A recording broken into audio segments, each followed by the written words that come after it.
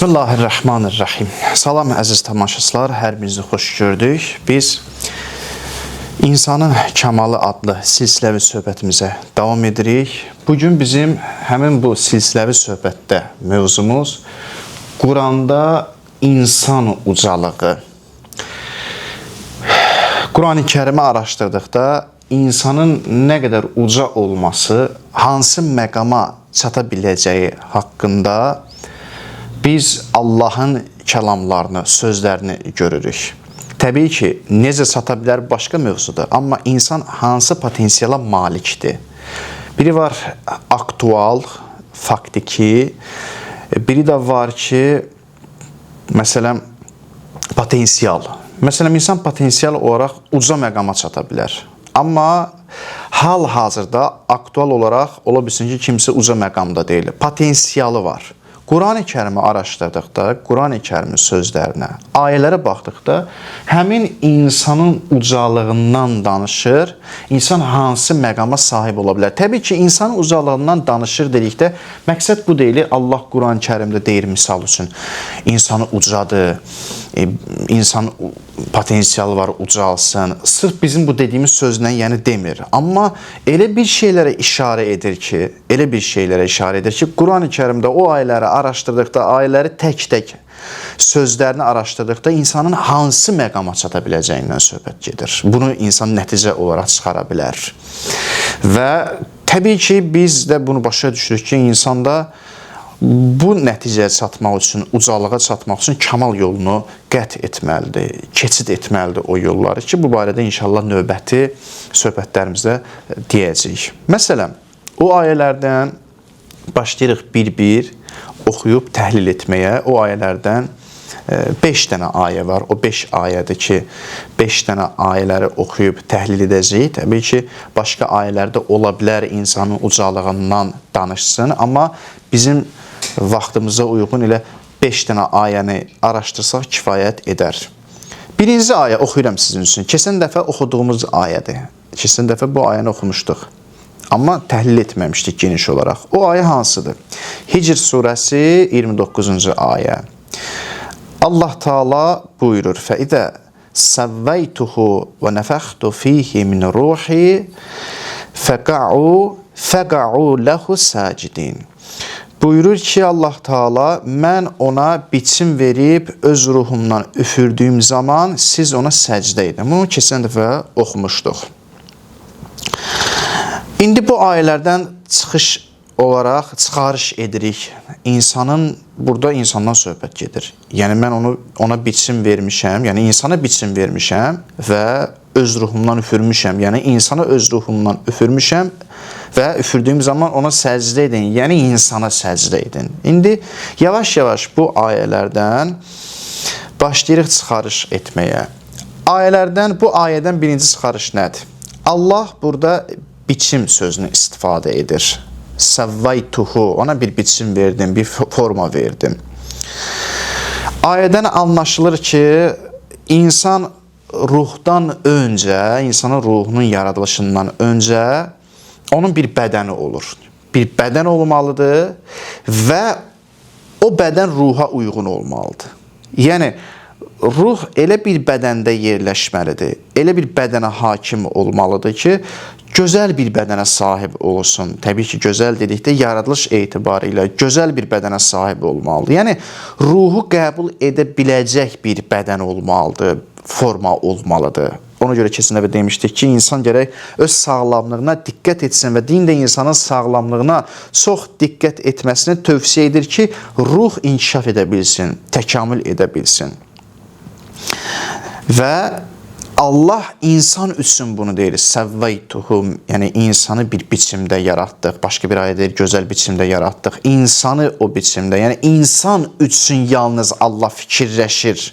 İnsanın o bədənini formalaşdırır ki, ruh onu idarə edə bilsin, ruh onunla təmasda ola bilsin. İnsan, məsələn, mən hər hansı bir şeyi düzəldirəm, ustayam, hər hansı bir şeyi düzəltdikdə onu gözəl biçimdə düzəltməyə çalışıram ki, ondan yaxşıca istifadə edə bilək və ən gözəl şəkildə çalışıram. Ruh o qədər dəyərlidir ki, ruh üçün dəyərli bir bədən olmalıdır. Hər halda indi bu çox elmi bir şeyə girmək istəmirəm. Bu ayədən ikinci məsələ nədir? Burada dandən şəkilçisi var. Dandən şəkilçisi nəyi bildirir? Allah deyir ki, min ruhi və nəfəxtu fihi min ruhi. Onu öz ruhumdan üfürdüm. Allah demir öz ruhumu üfürdüm, öz ruhumdan üfürdüm deyir. Öz ruhumu üfürdüm desək, bu artıq şirkə gətirib çıxarda bilər. Allahın cisimləşməsinə gətirib çıxarda bilər. Yəni öz ruhumu üfürdüm, Allahın bir ruhu var. İnsanda olan ruh Allahdır. Allah sanki insanın bədənindədir. Yəni bu səhv olar. Öz ruhumdan üfürdüm, özümdən bəzi şeylər var, insana verdim. Öz ruhumdan insana üfürdüm. İnsanı elə gözəl bir biçimdə yaratdım və insanda olan dəyər mənim dəyərimdir. Öz dəyərimdən insana verdim. Məsələn, belə də izah etmək olar. Yəni, bu nə deməkdir? Bu, insanın ruhunun qaynağı Allahdır. Mənası budur. Bu deməkdir. Başlanğıcı Allahdır insanın. Öz ruhumdan üfürdüm. Yəni, insan mənimlə, mənim ruhumla başladı. Başlanğıcı Allahdır və təbii ki, bizim ruhumuzun qaynağı Allahdır. Allaha dönür bizim ruhumuzun qaynağı. Sonra Allah burada deyir ki, ruhi, öz ruhumdan, mənim ruhumdan deyir. Öz sözünü burada gətirir. Yəni, öz ruhumdan üfürdüm, mənası budur ki, hər şey Allahın məxluqudur. İnsanın ruhu da Allahındır. Hər şey Allahın məxluqudur. Öz ruhumdan üfürdüm insana, insanın ruhu Allahın məxluqudur. Yəni, insan ruhu Allaha məxsusdur. Bu da insanın dəyərli və nə qədər şərafətli olduğunu göstərir. Bunları təhlil etdikdə bu ayədən, əvvəla İnsanın gözəl biçimdə yaradılması, Allah insanı o cür yaradıb, gözəl biçimdə yaradıb. Çünki onu hazırlayır ruh üçün. İkinci məsələ, Allah burada öz ruhumdan üfürdüm, insanın ruhunun qaynağı Allahdır, başlanğıcı Allahdır və həm də Allah burada deyir ki, mən öz ruhumdan üfürdüm, insanın ruhu Allaha məxsusdur, Allahındır. Bunların hamısını təhlil edəndə insanın nə qədər dəyərli, şərafətli bir varlıq olduğunu göstərir. Yəni, insan elə belə deyil. Hansı varlığı üçün Allah o cür ifadələr deyib. İnsana deyir, öz ruhumdan üfürdüm.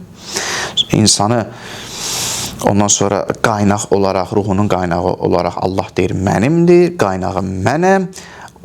Bunlar hamısı İnsan ki, Allaha nisbət verilir, bu onu göstərir ki, insan, sən nə qədər dəyərlisən, hansı bir şərafətə sahibsən sən, belə bir dəyərli varlıqsan. Bu birinci ayə ki, bu ayəni oxuduqda insanın ucalığı önə çıxır.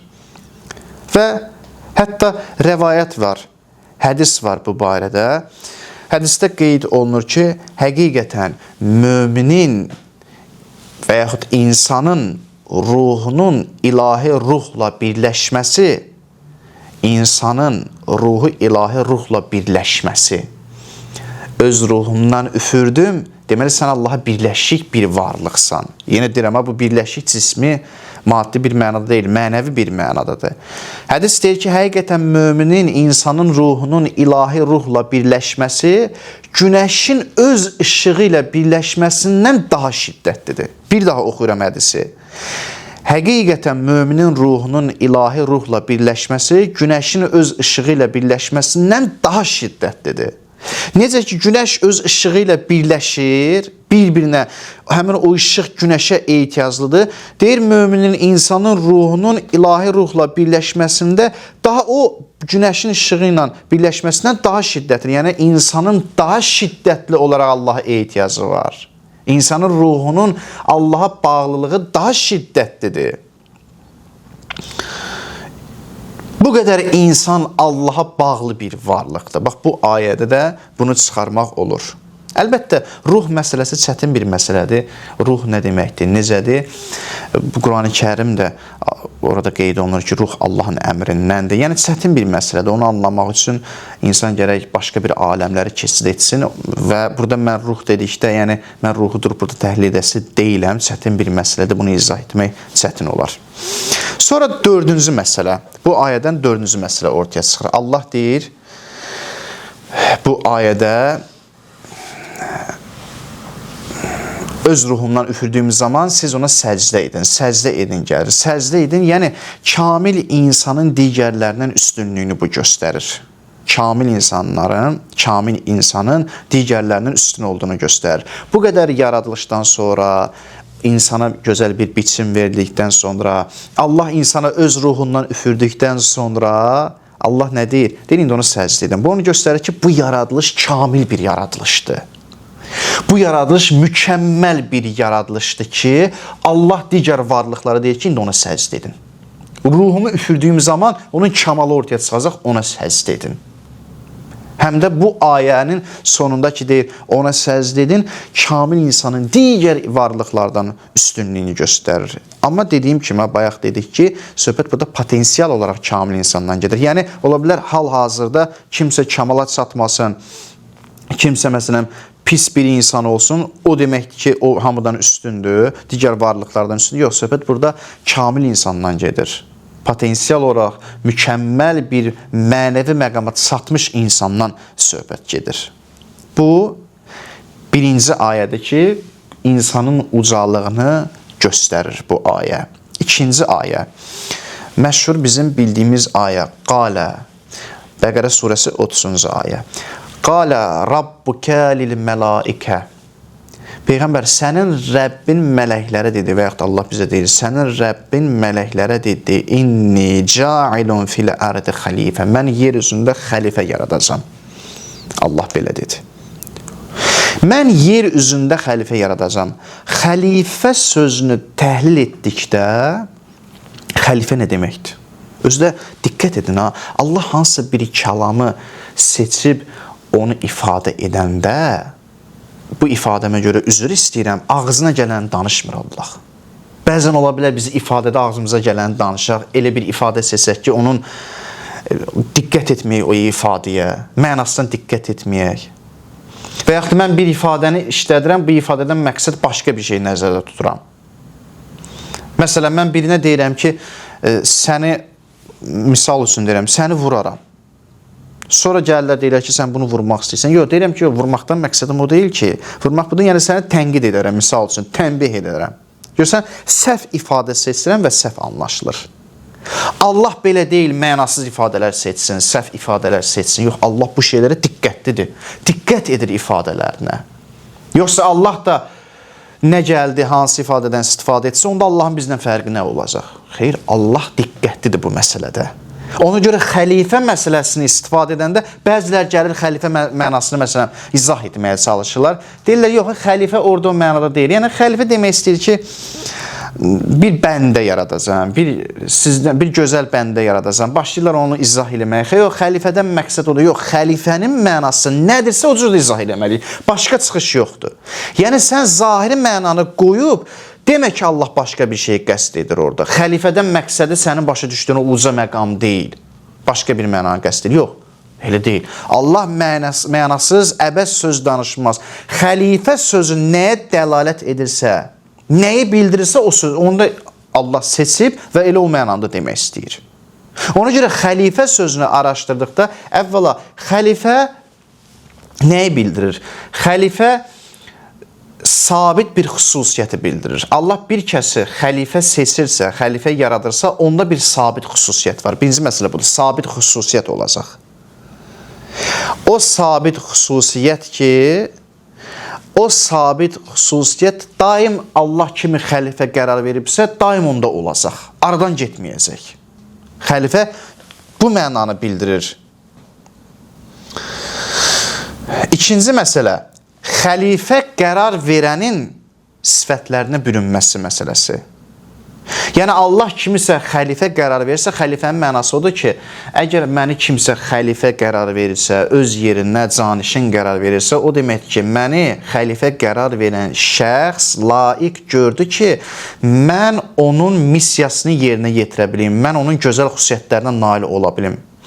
Əgər bir şəxs özündən sonra hansısa bir işi icra etmədə xəlifə qərar verirsə, o şəxs bilir ki, icra etdiyi kimsə xəlifə ki qərar verib, o layiqdir ki, bunun işlərini yerinə yetirsin. Yerinə yetirə bilər onun işlərini. O nə edə bilərsə, nə edirsə, hansı xüsusiyyətlərə malikdirsə, xəlifə qərar verdiyi şəxs də xüsusiyyətlərə malik ola bilər. Yoxsa o xüsusiyyətlərə malik ola bilməsə, öz yerinə xəlifə qoyması mənasızdır. Canişin qoyması mənasızdır. Elə bir şəxsi canişin qoymalıyıq ki, o şəxs bizim istəklərimizi yerinə yetirə bilsin, bizim xüsusiyyətlərimizə sahib ola bilsin.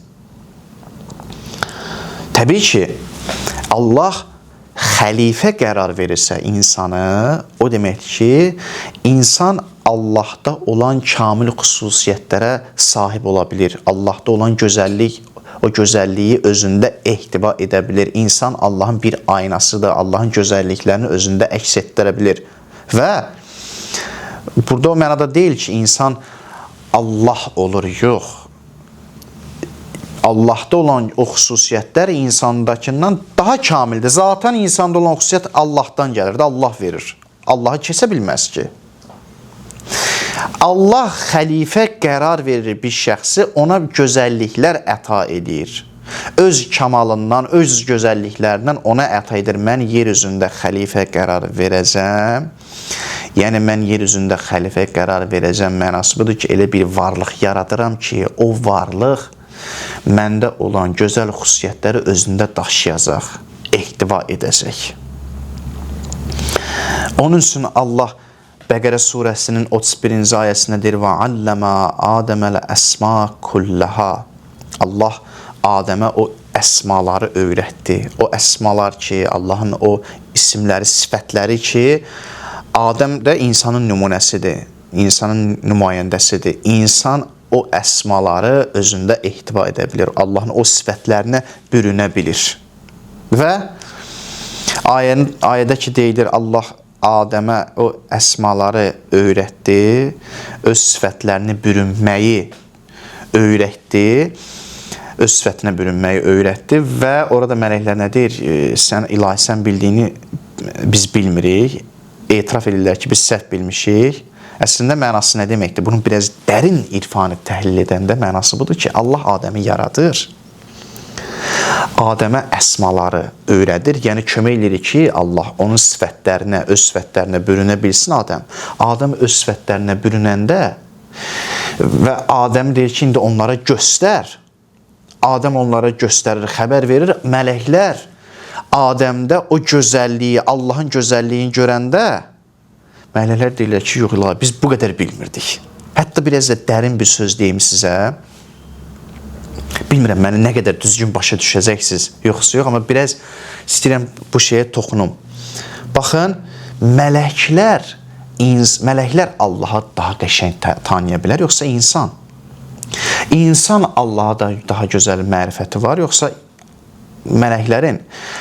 Bəzi alimlər deyirlər ki, təbii ki, və əksər alimlər də demək olar ki, deyirlər ki, insanda olan mərifət, əldə etdiyi mərifət mələyin mərifətindən üstündür. Digər varlıqların mərifətindən üstündür.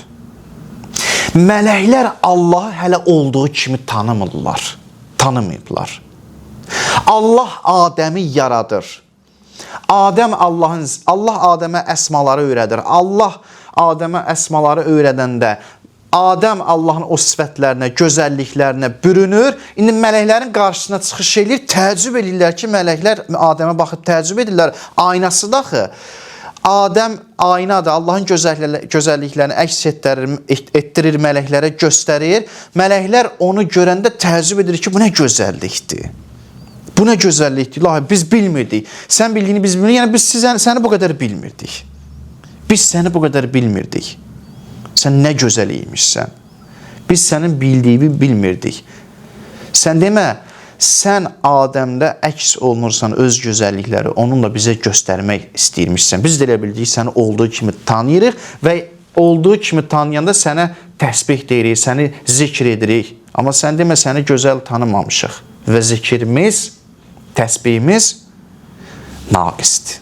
Adəmlə indi kamilləşdi, insanla kamilləşdi. Necə gözəl bir ayədən çıxarış etmək olar. Mən bilmirəm, indi qəbul edərsiniz bunu. Bu insanın həqiqətin ucalığını bildirir. Ona görə də bu ayədə xəlifə dedikdə həmin o xəlifə ki, Allahın əsmalarına bürünür və bütün varlıqların qarşısına çıxış edir, Allahın gözəlliklərini insanlara təqdim edir. İnsanın qəlbi o aynadır. Allahı əks etdirən aynadır ki, insanın qəlbi gözəl olarsa, cəmiyyətə o qəlblə çıxış etdiyi təqdirdə cəmiyyət onun qəlbi ilə Allahı tanımağa başlayacaq, Allaha yönəlməyə başlayacaq. Əl-qalbu haramullah, qəlb Allahın hərəmidir. Bir insanın qəlbi paklandı, pak qəlblə cəmiyyətə çıxış etdi, sən qəlbin ilə başqalarını özünə cəzb eləyə bilərsən. Öz qəlbi və cəzb etdinsə, Allaha cəzb etmiş olursan. Çünki sənin qəlbi və baxdılarsa, Allahı gördülər. Çünki sənin qəlbin Allahın aynasıdır. Allahı əks etdirən bir aynadır. Bu da növbəti bir ayə idi. Deməli, bu ayədə də mən yer üzündə xəlifə yaradacam və həm də insanda olan bu xüsusiyyət, Allahın sifətlərinə bürünməsi xüsusiyyəti sabit bir xüsusiyyətdir. Heç bir zaman aradan getməyəcək. Həmişə insan bu xüsusiyyətdə olacaq. Xəlifənin həm də mənası budur, həm də hədislər buna işarə edir. Növbəti başqa bir ayə. Əhzab surəsi 72-ci ayə. Allah Taala buyurur: İnna araznal amana alas samawati vel ard vel cibal fa abayna an yahmilnaha ve ashfaqna minha ve hamalahal insan innehu kana zaluman cehula. Deyir, biz əmanəti göylərə, yerə, dağlara təklif etdik. Onlar o əmanəti daşımaqdan qorxub imtina etdilər. Lakin insan onu boynuna götürdü. Və sonda deyir ki, innehu kana zaluman cehula. İnsan necə də zalim və cahildir. Necə də zalim və cahildir. İzah eləyəcəyik bunu. Əvvəla bu əmanət nədir? Bu əmanət insanın vilayət əmanətidir.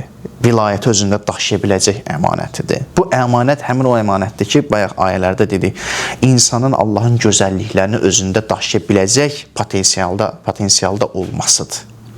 O vilayət ki, Allahın vilayətində olub gözəllikləri, Allahın gözəlliklərini, kamalını özündə daşıya biləcək bir əmanətdir. Deyir, onu başqa şeylərə, başqa varlıqlara təqdim etdik. Onlar o əmanətin öhdəsindən gələ bilmədilər, imtina etdilər. İnsan adlı varlıqdır ki, onun potensialı buna layiq idi. Onun belə bir potensialı var idi. O potensialından onu boynuna götürdü, öhdəsinə götürdü. Və ayənin axırı, ayənin ki deyir, innehu kana zaluman cehula. Maraqlıdır. Deyir, onu insan öhdəsinə götürdü, insan boynuna götürdü. Sonra deyir ki, necə də insan, doğrudan insan zalim və cahildir. Yəni, zalim və cahil, zalimin əksi ədalətli, cahilin əksi elmli. Yəni, insan ədalətli və elmli olduğu halda bu əmanəti daşıya biləcək. Yoxsa insan zalim olsa, cahil olsa, zülm etdiyi təqdirdə, ədalətdən xəbər olmadığı təqdirdə, cahil olduğu təqdirdə əlbəttə ki, o əmanəti dərk edə bilməyəcək, o əmanəti öz öhdəsinə ala bilməyəcək. Allahın yer üzündə təmsilçisi ola bilməyəcək. Ona görə deyir ki, insan necə də zalimdir. Hətta bəzən belə demiyorlar ki, insan necə zalimdir, cahildir. Yəni, sən gəlib nə işlərdən məşğulsan bu yer üzündə? Bu qədər sənin uca məqamın olduğu halda, uca məqama çata biləcəyin halda, sən gəlib özünü heyvandan aşağı edirsənsə, sən necə cahilsən? Sən necə cahil oldun? Sən necə zalim oldun? Özün özünə zülm etdin. Və bu ayədən həm də o çıxır ki, insan həmin o əmanəti o zaman daşıya bilər ki, səmavi qüvvəsindən istifadə etsin.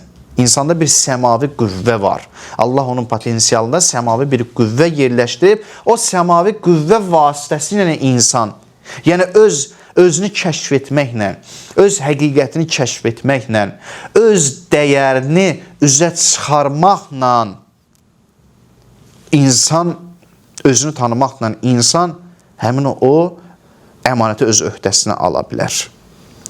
Burada da insanın nə qədər uca olduğunu göstərir. İnsan ucalığını göstərir Allah. İnsan belə bir ucalığa sahibdir potensial olaraq. Hal-hazırda olmaya bilər. Fakt ola bilsin ki, onda o potensial, o məqam olmasın, amma insan o məqama çata bilər. Növbəti bir ayə. Bu ayə də çox gözəldir. Həqiqətən burada da insan ucalığına işarə eləyir. Hansı ayə? Fəəqim.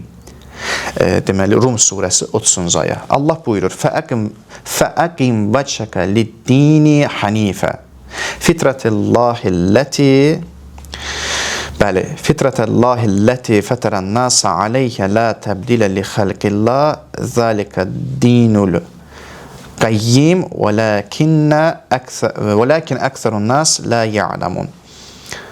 Buyurur ki, bəli, üzr istəyirəm, vələkinnə əksərən-nəsi la ya'lamun. Bəli, buyurur ki, Allah insanları yaratdığı fitrət üzrə hənif olaraq üzünü dinə, İslama çevir. Allahın insanlara fitrət üzrə yaratmasında heç bir dəyişiklik yoxdur. Doğru din budur, lakin insanların çoxu bunu bilmir və s. Yəni, üzvü çevir hara? Deyir ki, Allahın yaratdığı fitrət üzərində yaratdığı bir din var, insanın fitrəti üzərində yaratdığı bir din var. Hənif olaraq, yəni tək Allaha inanan olaraq üzünü ona tut. Allahın yaratdığı o dinə tut. O din ki, insanları onun üzərində yaradıb. O fitrəti onun üzərində yaranıb. O hənif dinin üzərində, tək Allahlığın üzərində yaranıb.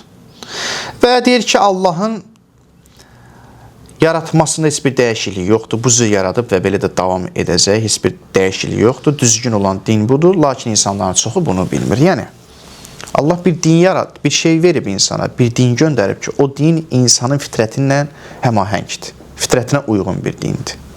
Yəni, biz yaradılış etibarilə o dinə uyğunuq. Uyğun biçimdə yaradılmışıq. Allah tək Allahlı olan bir dini göndərib, sən də tək Allahlıq üzərində yaranmışsan. Üzünü o dinə tut.